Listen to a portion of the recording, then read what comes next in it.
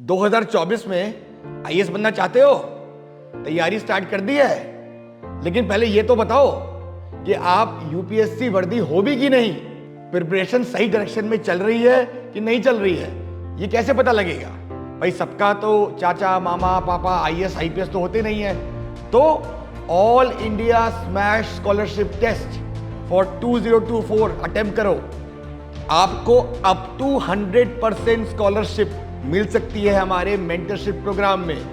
लेकिन उससे भी ज्यादा बड़ी बात, रजिस्टर करते ही आपको 10,000 का माल, 10,000 का स्टडी मटेरियल, लेक्चर और इसके साथ हमारे रैंकर के साथ एक 1-to-1 सेशन जहां आप अपनी प्रॉब्लम, अपनी स्ट्रेटजी डिस्कस कर सकते हैं, ये सब मिलेगा। तो दिए हुए लिंक पे रजिस्टर करिए तुरंत।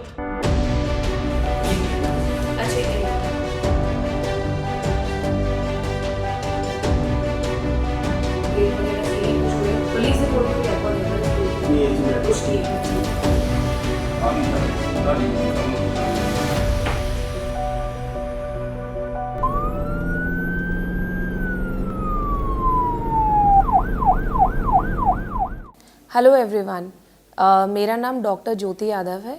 मैं आईपीएस अधिकारी हूँ 2019 बैच की और प्रेजेंटली मैं एज एसपी हेडक्वार्टर मानसा ज़िले में पंजाब में पोस्टेड हूँ।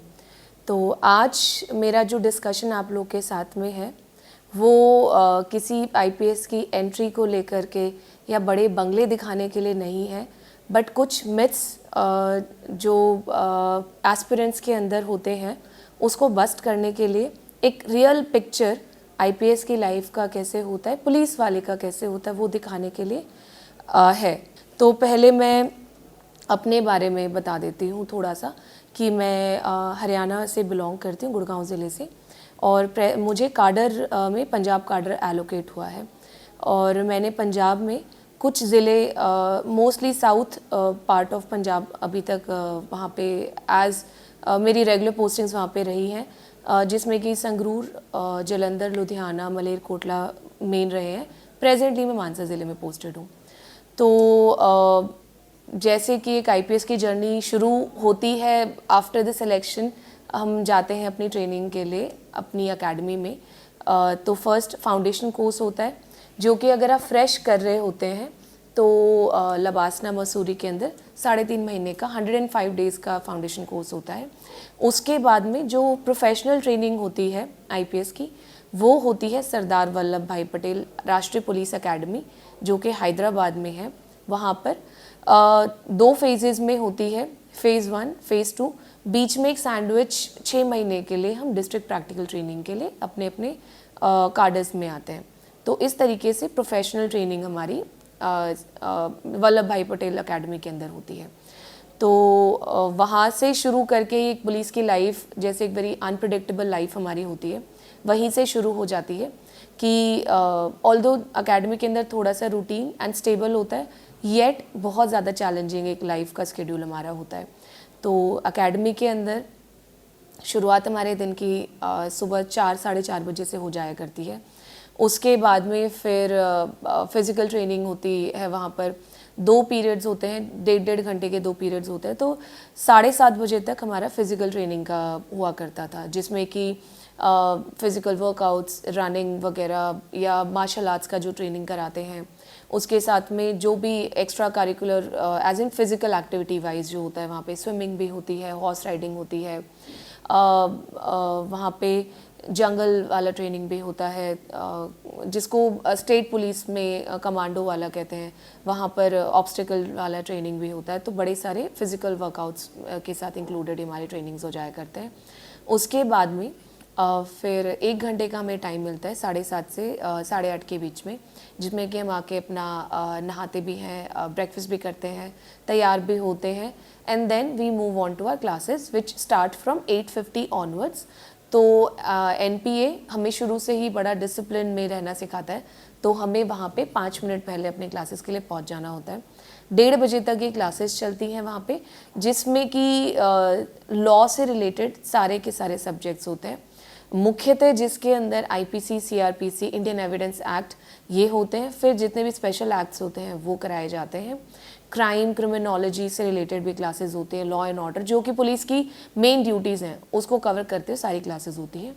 उसके बाद में 1:30 बजे के बाद में 1:30 से 2:30 के बीच में वापस से हम आते हैं, अपना यूनिफॉर्म चेंज करते हैं, लंच करते हैं। 2:30 से लेकर के फिर 6:30 पौने 7 बजे तक हमारा दोबारा से आउटडोर शुरू हो जाता है वहाँ पे, जिसमें कि मोस्टली हमारा ड्रिल जो कि परेड से रिलेटेड ड्रिल ट्रेनिंग होता है वो होता है, और उसके अंदर वेपन ट्रेनिंग होता है दोपहर में। तो ये 2 चीज़ें मेनली होता है। उसके बाद में 5 बजे के बाद में दोबारा से एक मेजर फॉलन होता है, और उसके बाद में हमारा गेम्स का पीरियड होता है। तो गेम भी वहाँ पे जो स्पोर्ट्स एक्टिविटी होते हैं वो भी कंपल्सरी होते हैं, और वहाँ पर हमें हर रोज़ टीम्स के अंदर डिवाइड किया जाता है, और फिर हम अपनी वो स्पोर्ट्स वाली एक्टिविटीज़ करते हैं। और इस तरीके से वहाँ पे एक आईपीएस की ट्रेनिंग का शेड्यूल होता है। हम शाम को 7 बजे तक फ्री होते हैं, फिर डिनर करते हैं दोबारा, क्योंकि सुबह 4 बजे से हमारा दिन शुरू होना है। तो थक के हम अपने बैचमेट्स के साथ थोड़ा बहुत मजाक वगैरह करके अपना टाइम कुछ पढ़ाई भी करते हैं, रिविजन भी करते हैं अपनी क्लासेस का, और फिर हम दोबारा से नेक्स्ट डे की प्रिपरेशन करते सो जाते हैं। दोबारा से 4 बजे से हमारा दिन शुरू हो जाता है। ये एनपीए का शेड्यूल होता था। एनपीए इसके अलावा भी बहुत सारी चीज़ें कराती है, क्योंकि आईपीएस जो पुलिस सर्विस है वो एक खाली लॉ एंड ऑर्डर को नहीं देखती है। आईपीएस सीनियर पुलिस अधिकारी होते हैं जो कि अलग अलग पुलिस से रिलेटेड ऑर्गेनाइजेशंस हैं, क्राइम से रिलेटेड ऑर्गेनाइजेशन है, इंटेलिजेंस रिलेटेड ऑर्गेनाइजेशंस हैं, उनको भी हेड करते हैं। तो एनपीए वो वाली चीज़ें भी केटर करता है। एनपीए उसमें भी ट्रेनिंग कराता है और एक्सपोजर दिलाता है। We visit those academies and organisations, and उनके साथ भी हमारे मॉड्यूल्स होते हैं, हमारे ट्रेनिंग मॉड्यूल्स चलते हैं। तो ये हो गया एक स्केड्यूल्ड लाइफ ऑफ अकेडमी। लेकिन पुलिस की लाइफ स्केड्यूल्ड नहीं होती है।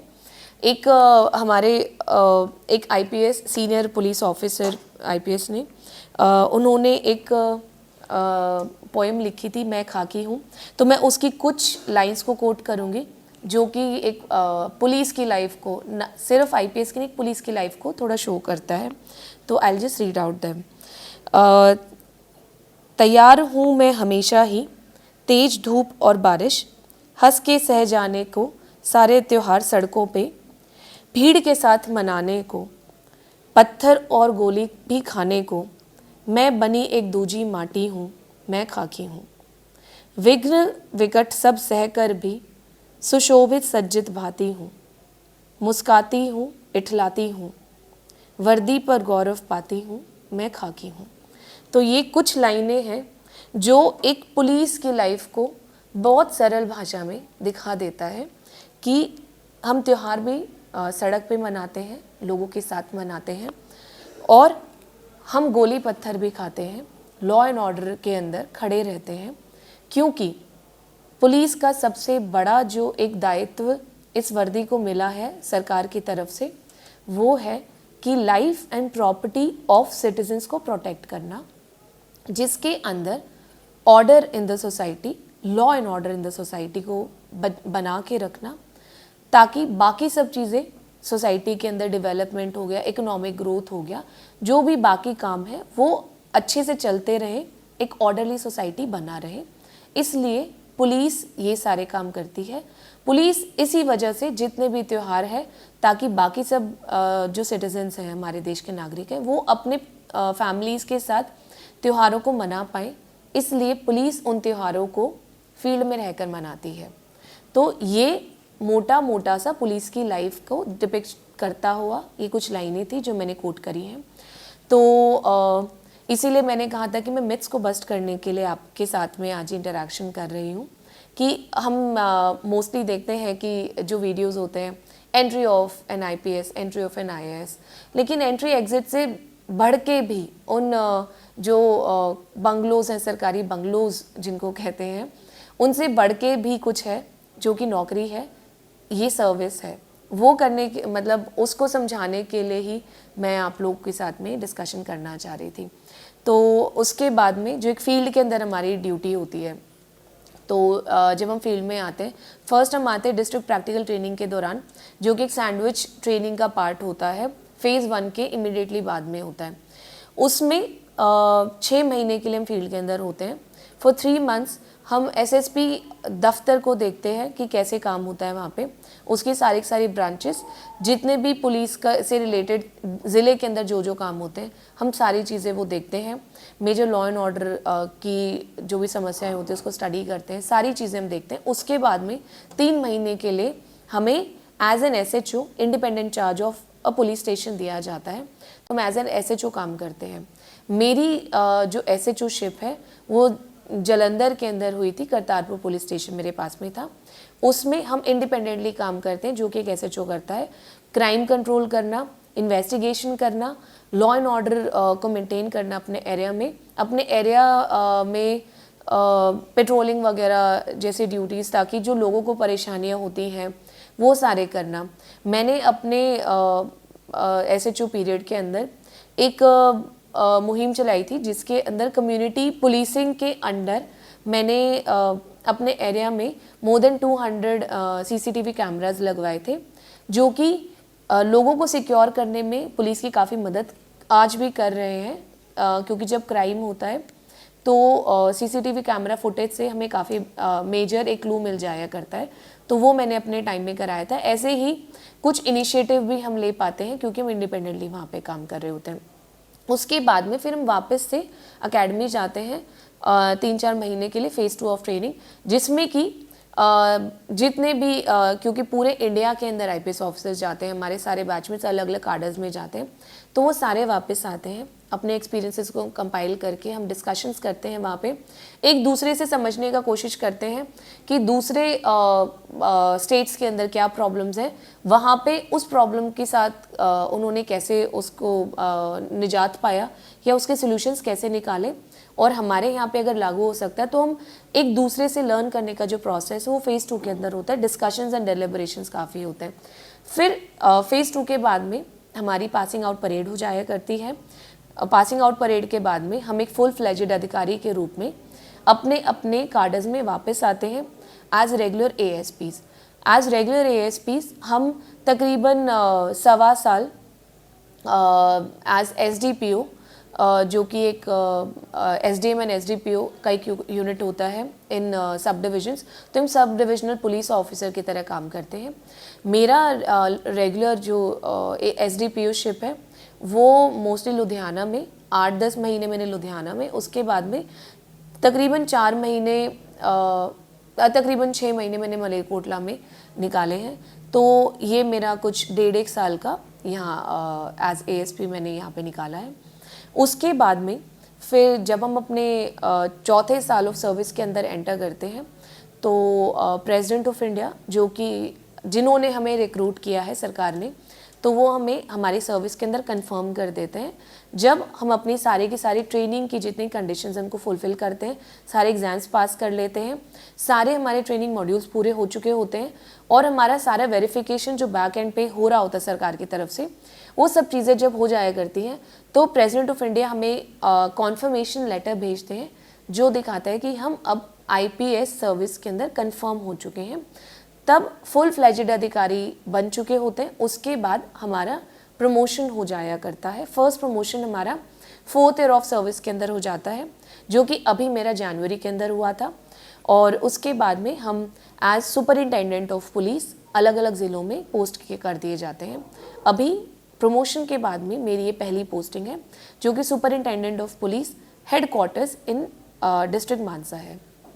तो ये हो गया है हमारा एग्ज़ाम से लेकर के ट्रेनिंग को सारा करते हुए एक पूरा IPS का जर्नी कैसे आता है।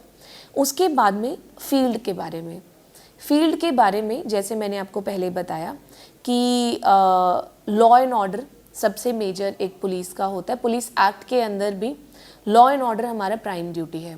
लॉ एंड ऑर्डर इतना बड़ा एक सब्जेक्ट होता है, इट्स एन ऑल एनकम्पासिंग, जिसके अंदर लॉ के अंदर क्राइम, वो सारा आ जाता है। तो हम लॉ को मेंटेन करते हुए क्रिमिनल एलिमेंट्स को कंट्रोल करते हैं, ताकि एक लॉलेसनेस सोसाइटी है तो बना रहे। दूसरा पार्ट है ऑर्डर।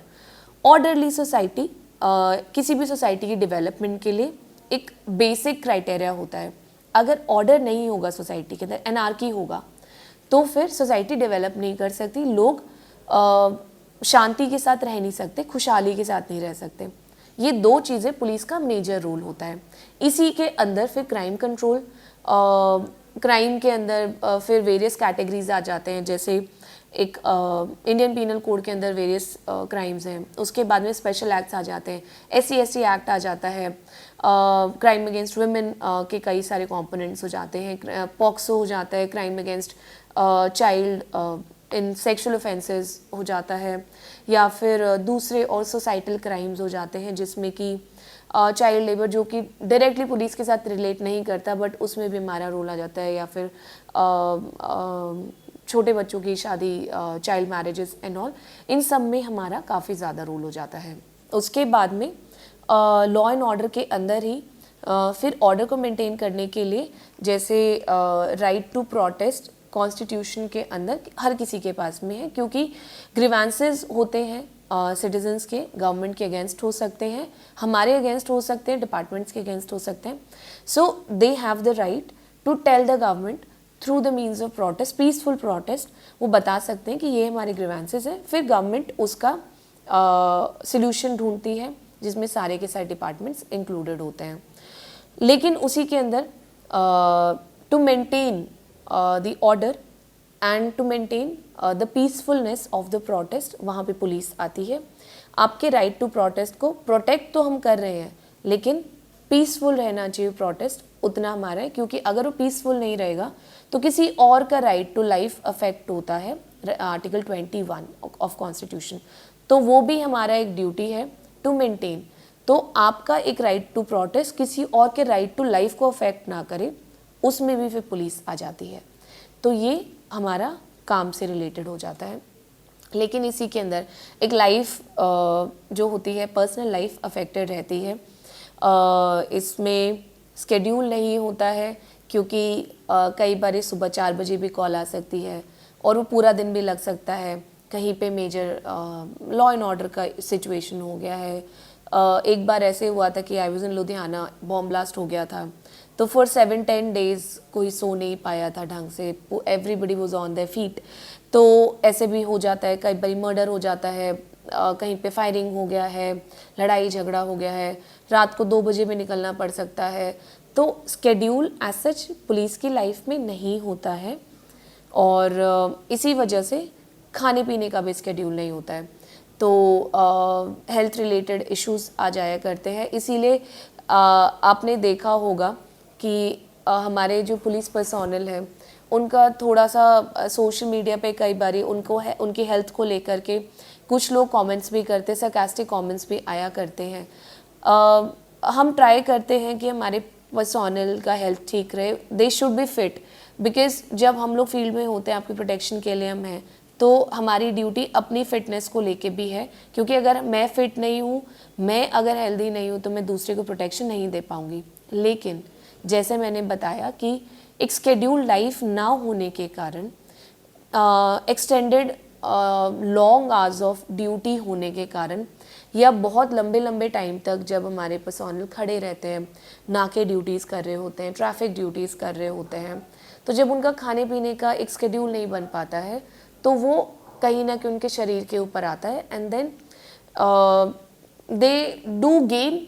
वो हेल्दी गेन नहीं होता है, खाने पीने की वजह वाला गेन नहीं होता है, वो गेन होता है जब आपका बॉडी को स्केड्यूल टाइम पे खाना नहीं मिल रहा होता है, तो वो एक इल इफेक्ट आ जाता है। उसमें हमारा ट्राई रहता है कि हम रेगुलर हमारे मेडिकल कैंप्स भी लगाते हैं, वर्कशॉप्स भी लगाते हैं, वर्कआउट्स वगैरह भी कराते रहते हैं। हमारी पुलिस लाइन में रेगुलरली ये प्रोग्राम्स हमारे चलते रहते हैं। तो लेकिन फिर भी ना स्केड्यूल होने के कारण ये एक इल इफेक्ट हो जाता है। दूसरी चीज़ आती है, क्योंकि मैं एक वुमेन पुलिस ऑफिसर हूँ, तो आई थिंक काफ़ी सारे लोगों की क्वेरी होती है कि life of a women police officer कैसा होता है। तो क्योंकि हमारी सोसाइटी जिस तरीके की है, एक पेट्रियार्कल सोसाइटी तो है, और दूसरा पुलिस जो डिपार्टमेंट है वो भी एक मेल डोमिनेटेड डिपार्टमेंट है, तो थोड़ा सा तो चैलेंजेस होते हैं।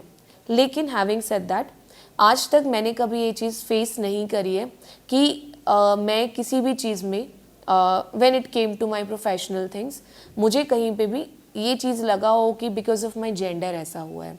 तो despite being a very male dominated field, यहाँ पे आपको पूरा रिस्पेक्ट मिलता है, काम को रिस्पेक्ट मिलता है, आपके काम को एक्नॉलेजमेंट भी मिलता है, अप्रिसिएशन भी मिलता है, और जब डांट पड़नी होती है, जब आपकी तरफ से कुछ कमी पेशी हो जाती है तो डांट भी पड़ती है।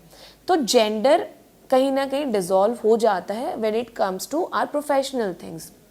लेकिन फिर भी थोड़े बहुत चैलेंजेस रहते हैं कि आपको देर रात निकलना होता है तो कहीं ना कहीं पेरेंट्स का कॉल आ जाया करता है कि वो थोड़े से उनको थोड़ी टेंशन हो जाया करती है। लेकिन अदरवाइज़ कोई ऐसा इशू नहीं होता है, सब बराबर हैं। जब वर्दी पहन ली है तो जेंडर एज सच मायने नहीं रखता है, हम सारे एज ए टीम काम कर रहे होते हैं।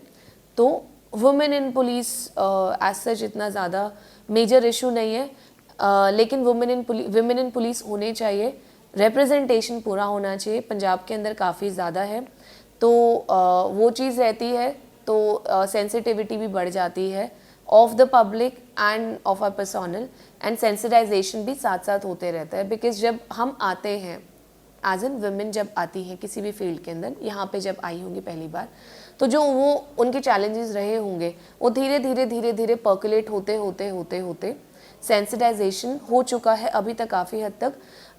फिर भी इट्स अ प्रोसेस, चलते रहता है। अगर कुछ और चैलेंजेस आएंगे तो उस चीज़ को भी हम टैकल कर लेंगे, बट एज सच जेंडर इतना ज़्यादा आपके प्रोफेशनल वर्क को अफेक्ट नहीं करता है। जब आप वर्दी पहन लेते हैं सब बराबर है। दूसरी चीज़ है इसी के साथ लिंक करते हुए क्राइम अगेंस्ट वुमेन वाला, उसके अंदर हमें काम करने का काफ़ी ज़्यादा ज़रूरत होता है। क्योंकि जब वुमेन आती हैं, जैसे मैंने कहा कि पेट्रियार्कल सोसाइटी है, एक साइड होता है कि हमारे जो पुलिस वाले होते हैं उनकी सेंसिटिविटी, दूसरा खुद जो कंप्लेनेंट है उनका कंफर्ट लेवल। तो उनका खुद का कंफर्ट लेवल भी वुमेन के साथ ज़्यादा हो जाता है। जब मेरे पास में कोई कंप्लेनेंट आती है, लड़कियां आती हैं, लेडी आते हैं, सो वो कहीं ना कहीं मुझे बोल के जाते कि आपके साथ आज अच्छा लगा, बहुत कंफर्टेबली हम आपको अपनी बात बता पाए। तो ये चीज़ होती है। तो जब वो वुमेन रहेंगी पुलिस के अंदर, तो जो सोसाइटी के अंदर वुमेन है उनका कंफर्ट लेवल थोड़ा सा बढ़ जाता है when it comes to sharing their problems with the police or sharing their grievances, or when they come to us to get them rectified, जो भी उनके साथ गलत हो रहा है। तो वो चीज़ तो होती है। दूसरी चीज़ होती है sensitivity of our personnel towards women. तो वो चीज़ में हम ट्राई करते रहते हैं, जैसे जो भी कंप्लेंट कभी आ जाती है तो उस चीज़ को बहुत प्रायोरिटी पे रखा जाता है, और वो चीज़ बहुत ज़्यादा इम्पॉर्टेंट होती है। क्योंकि जैसे मैंने कहा कि जो कंफर्ट लेवल है ऑफ द पब्लिक, उसको बढ़ाने के लिए ये चीज़ बहुत ज़्यादा इम्पॉर्टेंट हो जाती है कि हमारे जो पुलिस मुलाजिम हैं वो सेंसिटिव रहे उस चीज़ को लेकर के। जो कोई भी हो गया, कोई भी सेक्शनल सोसाइटी हो गया, डाउन ट्रोडन हो गए, गरीब तक लोग हो गए, विमेन हो गए, या कोई छोटे बच्चे हो गए या बुज़ुर्ग हो गए, उन सब को लेकर के। तो ये सारा हमारा इस तरीके से चलते रहता है। इसके बाद में फिर थोड़ा सा पुलिस के लाइफ के, क्योंकि पुलिस की लाइफ ही हम डिस्कस कर रहे हैं, तो चैलेंजेस भी थोड़ा सा आपके साथ में शेयर करना चाहूँगी। मैं तो अभी I just almost started my journey, मेरा 4था साल ही है सर्विस के अंदर, एंड आई एम सिंगल, तो अभी शादी नहीं हुई है येट। अपने आसपास जब हम देखते हैं, हमारे पुलिस फोर्स को देखते हैं, अपने सीनियर्स को देखते हैं, तो कहीं ना कहीं पुलिस के अंदर जो वर्क लाइफ बैलेंस है वो कहीं ना कहीं अफेक्टेड रहता है, क्योंकि वर्क जो है बहुत ज़्यादा चैलेंजिंग है। ड्यूटी आवर्स हमारे कोई डिफाइंड है नहीं एज सच, तो जब ड्यूटी आवर्स डिफाइंड नहीं होते हैं तो आपको किसी भी टाइम जाना पड़ सकता है, तो आपकी जो पर्सनल लाइफ होती है दैट टेक्स अ टोल, तो वो चीज़ तो रहती है। लेकिन जैसा कहा जाता है कि जो फैमिली होती है वो बड़ी इम्पॉर्टेंट होती है, तो एवरीबडी स्ट्राइव्स कहीं ना कहीं कि जितना हो सकता है, जितना निकाल पाते हैं अपनी फैमिली के साथ एक जो टाइम बिता सकते हैं वो बिताना चाहते हैं सब लोग, लेकिन कहीं ना कहीं अफेक्टेड तो रहता है, बैलेंस नहीं हो पाता।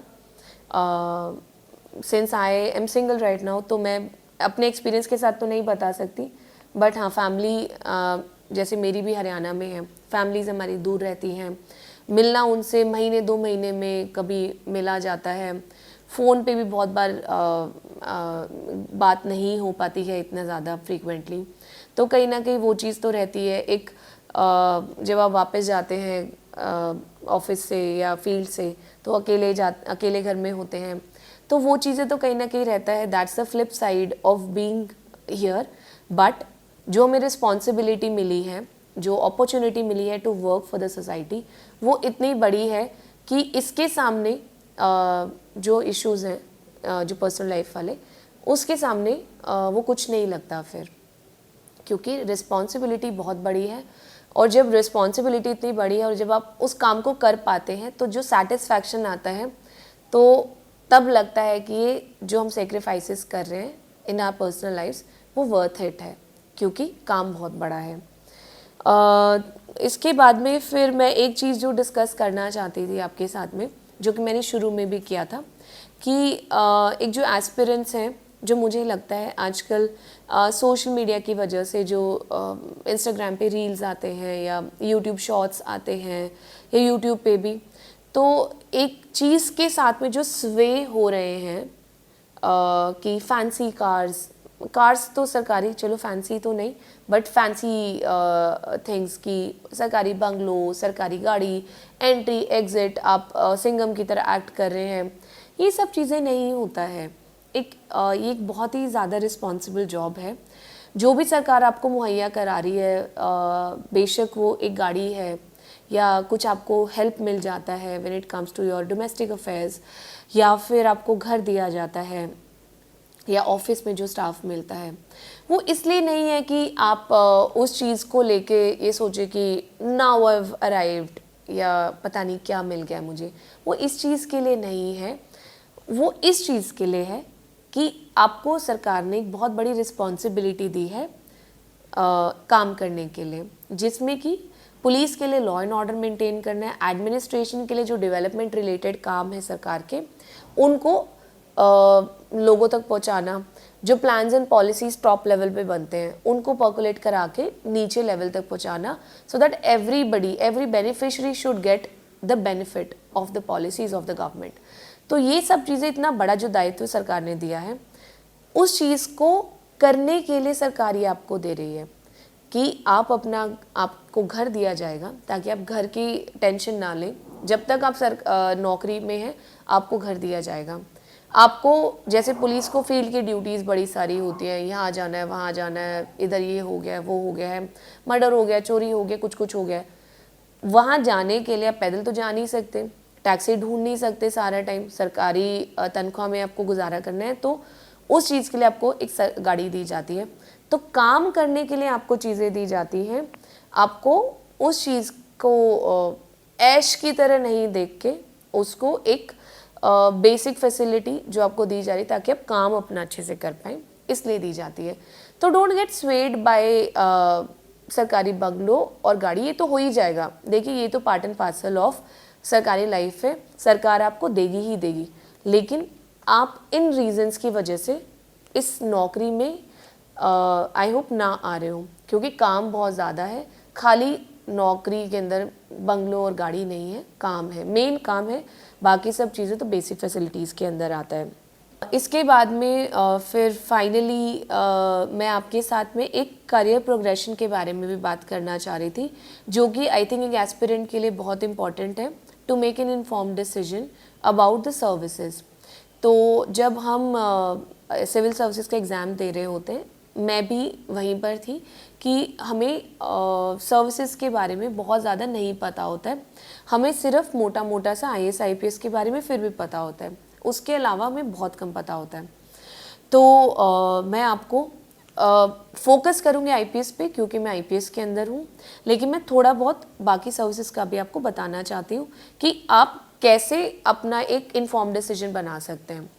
तो IAS इंडियन एडमिनिस्ट्रेटिव सर्विस जब ज़िले में होते हैं तो वो गवर्नमेंट को रिप्रेजेंट कर रहे होते हैं। जितना भी पॉलिसी रिलेटेड जो भी काम होता है, डेवलपमेंट रिलेटेड काम होता है, वो IAS के थ्रू होता है। IAS जितने भी डिपार्टमेंट्स हैं at the district level, when they are in the district, वो सब चीज़ों के को मैनेज करते हैं। उसमें लॉ एंड ऑर्डर के लिए पुलिस वाला भी डिपार्टमेंट आ जाता है, इरिगेशन आ गया, कहीं पे एनिमल हस्बेंड्री आ गया, हॉर्टिकल्चर आ गया, डेवलपमेंट से रिलेटेड पंचायत वाले ऑफिस वाला आ गया, कुछ हो गया। ये सारा DC के अंदर आ जाता है। तो ये सारा वो देखते हैं। पुलिस लॉ एंड ऑर्डर से रिलेटेड देखती है, जो कि मैंने बताया कि as superintendent of police district के अंदर रहते हैं। तीसरी सर्विस इंडियन फॉरेन सर्विस, जो foreign related matters, foreign policy से रिलेटेड होते हैं, इंडिया को रिप्रेजेंट करना ऑन द वर्ल्ड फोरम, वो करते हैं। इसके अलावा 2 और सर्विसेज रेवेन्यू सर्विस के अंदर आते हैं। फिर उसके बाद में इंडियन ऑडिट एंड अकाउंट्स होता है, फिर इंडियन इंफॉर्मेशन सर्विस होता है, रेलवे के अंदर 4-5 सर्विसेज होते हैं, इंडियन डिफेंस अकाउंट्स होता है, इंडियन डिफेंस स्टेट सर्विसेज होता है, फिर दिल्ली एंड यूटीज़ वाला दानिप्स एंड दानिक्स होता है। तो वेरियस सर्विसेज होते हैं। तो आप एक बारी इन सारे सर्विसेज के बारे में भी पढ़िएगा। जैसे कि फॉर इंस्टेंस एक चीज़ जो कम लोगों को पता होती है करियर प्रोग्रेशन के बारे में, कि प्रमोशन IAS का फास्टेस्ट होता है। उसके साथ में among all the services Indian audit and account services का करियर प्रोग्रेशन जो प्रमोशन वाला होता है वो एट पार विद IAS होता है। तो ये 2 सर्विसेज का प्रमोशन बहुत फास्ट होता है। उसके बाद में बाकी सर्विसेज के अंदर अपने बड़े नीश एरियाज होते हैं। तो हो सकता है आपका कोर कॉम्पिटेंसी और आपका इंटरेस्ट भी उस सर्विसेज के साथ में अलाइन करता हो, तो वो चीज़ें स्टडी करके ही अपना सर्विस प्रेफरेंस भरिएगा। क्योंकि अगर आपको नहीं पता होता और आप ऐसे ही सिर्फ सुनी सुनाई या फिर जो सब कर रहे होते वैसा सर्विस प्रेफरेंस भर देते हैं, तो आप फंस भी सकते हैं कि आपको हो सकता है कि आपका इंटरेस्ट वाला एरिया नहीं हो और एक बारी सर्विस एलोकेट हो गया, आप उसको चेंज नहीं कर सकते। तो आप बड़ा सोच समझ के सारे सर्विसेज का एक चार्ट टाइप में देख लीजिएगा, आपको गूगल पे मिल जाएगा। आप जब उसको सर्च करेंगे उसके बारे में आपको बेसिक नॉलेज मिल जाएगी सर्विसेज के बारे में।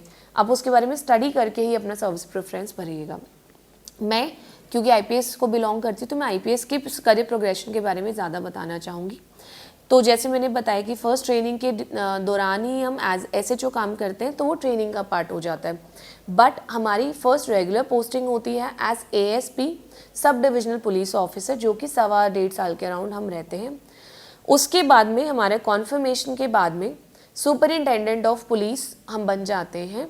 अलग अलग स्टेट्स के अंदर अलग अलग डेजिग्नेशन के साथ सुपरिटेंडेंट ऑफ पुलिस को बुलाते हैं।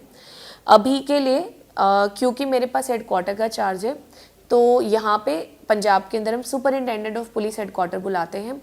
दूसरे डिस्ट्रिक्ट दूसरे कार्डर्स के अंदर जैसे हरियाणा हो गया, UP हो गया, वहाँ पे एडिशनल सुपरिटेंडेंट ऑफ पुलिस बुला देते हैं जब तक कि आपको independent charge of a district नहीं मिलता है। उसके बाद में जब इंडिपेंडेंट चार्ज ऑफ डिस्ट्रिक्ट मिल जाता है तो पंजाब के अंदर यहाँ पे सीनियर सुपरिटेंडेंट ऑफ पुलिस उसको बुलाते हैं, SSP। रैंक SP ही होता है ऑन पेपर्स, बट डेजिग्नेशन थोड़ा सा चेंज हो जाता है। दूसरे स्टेट्स के अंदर SP भी बुलाया जाता है, कहीं कहीं पे SSP भी बुलाते हैं जो डिस्ट्रिक्ट के हेड होते हैं उनको। तो ये 4th ईयर ऑफ सर्विस से शुरू करके 11th ईयर ऑफ सर्विस तक SP रैंक रहता है, जिसके अंदर लेवल हमारे फिर भी चेंज होते रहते हैं। तो सीनियर टाइम स्केल जैसे मेरा अभी लगा है, फिर जूनियर एडमिनिस्ट्रेटिव ग्रेड लगता है आफ्टर 5-6 ईयर्स। उसके बाद में फिर हमारा 11th ईयर ऑफ सर्विस में फिर SSP रैंक लगता है, जो कि सुपर टाइम स्केल होता है, वो लग जाता है। उसके बाद में जब हम अपना 13th ईयर ऑफ सर्विस के अंदर एंटर करते हैं तो हमारा फिर प्रमोशन दोबारा से होता है, जो कि DIG के तौर पे हमारी पोस्टिंग हो जाती है। उसके बाद में after 5 year of DIG ship फिर IG, उसके बाद में फिर 5 ईयर्स के बाद में दोबारा ADG, उसके बाद में फिर 5 ईयर्स के बाद में DG रैंक। तो ये करियर प्रोग्रेशन होता है। एवरी 5th ईयर फिर DIG onwards every 5th year promotion हो जाया करता है। लेकिन IG ऑनवर्ड्स एम्पैनलमेंट भी एक चीज़ होती है जो कि सेंट्रल गवर्नमेंट का होता है। DIG तक एम्पैनलमेंट नहीं होता है, एम्पैनलमेंट सेंट्रल गवर्नमेंट करती है, तो वो IG ऑनवर्ड्स एम्पैनलमेंट हो जाया करता है। तो ये चीज़ें एक मोटा मोटा career progression of an IPS।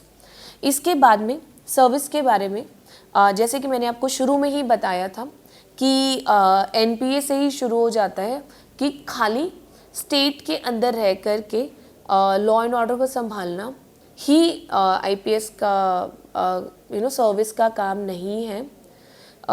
ये one part of the service है जो कि स्टेट के अंदर रहता है।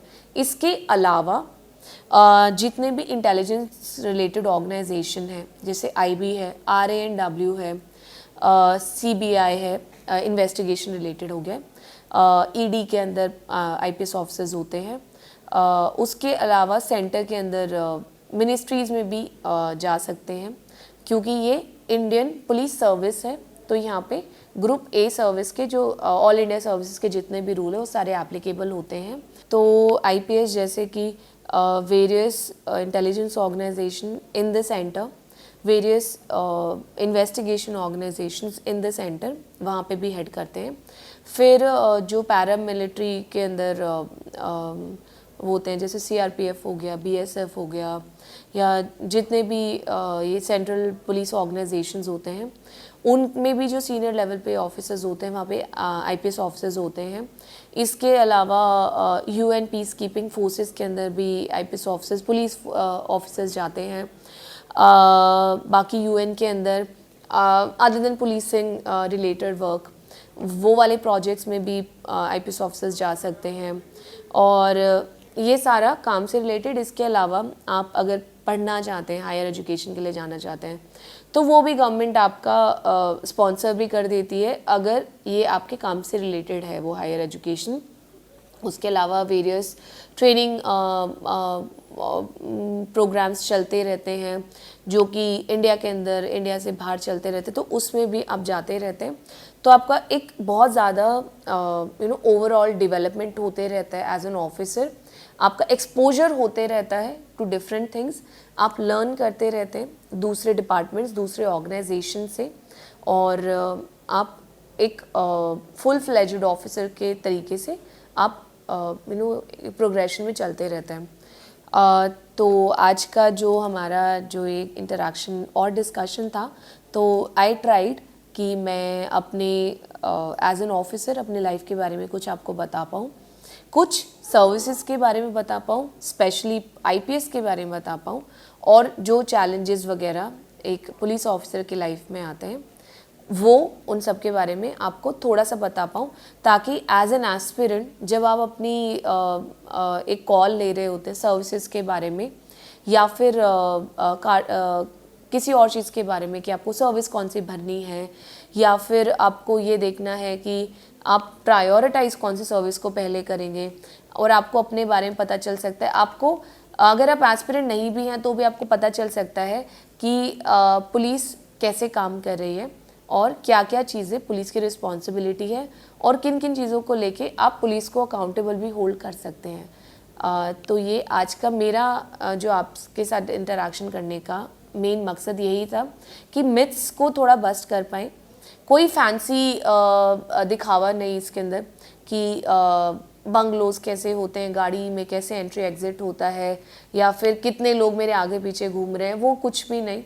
प्योर काम से रिलेटेड, क्योंकि सरकार को भी आपसे काम ही चाहिएगा जब आप नौकरी के अंदर आ जाएंगे, और जब आप आ जाएंगे यहाँ पे then you will realise yourself कि जो सर्विस है सिविल सर्विसेज है, they much more than just a vehicle or just a bungalow. Thank you so much for your patient hearing, and all the best for your exams and all the endeavors. Thank you so much. Jai Hind.